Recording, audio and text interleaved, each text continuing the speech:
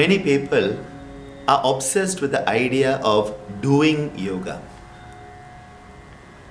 When you really understand what yoga is all about, you come to the realization that you cannot really do it, you can only become it.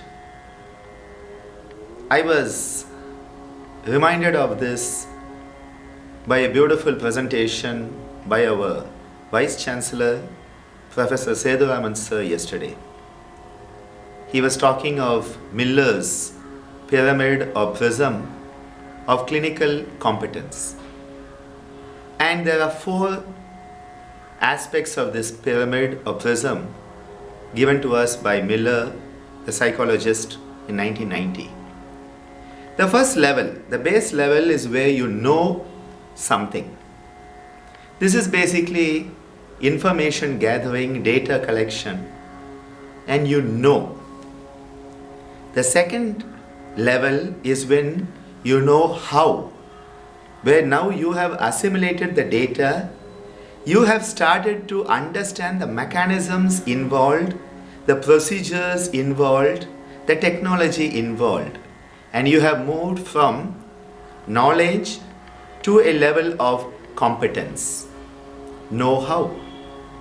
But then it has to go further. You have to develop yourself, educate yourself, enhance your skills even more to be able to show how. That is the demonstration. You should be able to demonstrate the procedure, the technique, the concepts. But then the highest level of skill or competence is where you show that skill in action that Lord Krishna tells in the Bhagavad Gita as karma sukaushalam. You develop that skill in action and you can actually do. You can put all your knowledge, all the know-how and the show into doing. It's a very beautiful concept because in yoga also, all the techniques initially you need to know about them. You must know how to do them. You should be able to demonstrate and show that you know how to do it. But then the proof of the pudding is of course in the eating, when you can actually do it. And my father Swami Geethananda used to tell us that many people have these great ideas in the head, but they never do anything about it. It's like it is said humorously that everyone talks about the weather, nobody does anything about it. Well, coming back to the clinical acumen, knows how, shows how, and then does or do. Seduraman sir so beautifully brought in the yogic concept, the ancient Indian concept where you have all these levels like the gunas. You have the tamasika, rajasika, sattvika gunas, and we talk about this triangle of the gunas. But then we have gunatita, to go above it.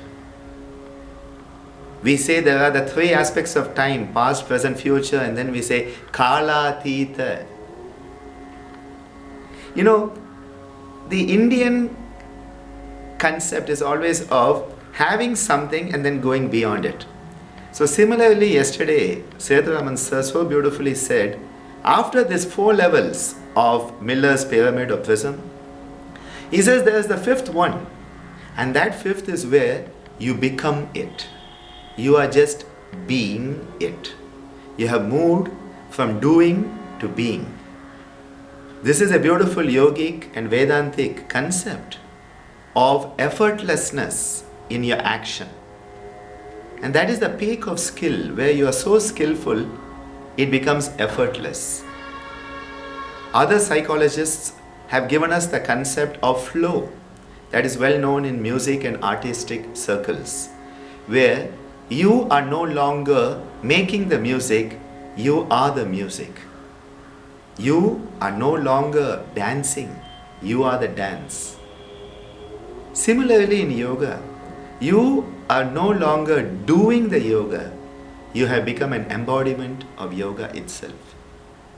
All of the Ashta Angas, the 8 limbs of Maharishi Patanjali's yoga, the Yama, the Niyama, asana, pranayama, pratyahara, dharana, dhyana and samadhi. All of them are states of existence that we elevate ourselves into. You don't practice the yama niyama, you become the yama niyama. You don't practice asana, pranayama or pratyahara, you become asana, pranayama, pratyahara. They are states of being. And that is why when Patanjali says that when you perfect ahimsa, violence, hostility ceases in your presence, it is not just you perfecting ahimsa, but you have become ahimsa incarnate. Similarly, when he talks about asana, he says when you have perfected that state of asana, tato dvandva anabhigata, the dualities, the pairs of opposites, they stop affecting you anymore because you have gone beyond them. You have gone from that stage of doing into that stage of just being.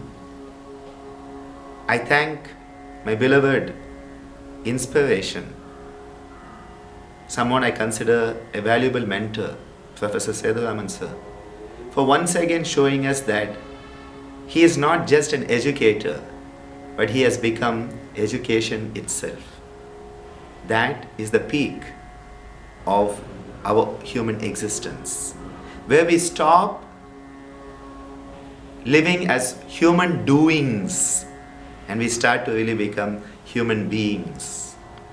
Becoming human, rather than just knowing about what humans are, knowing how a human being should be, knowing and showing what a human being should do, and then doing it, we should finally attain that state of truly being human beings. That is the Manushya Dharma. Let's all grow into that fifth level, moving from knows how, shows how, does, and finally just become what we are meant to be, that highest level of divinity itself.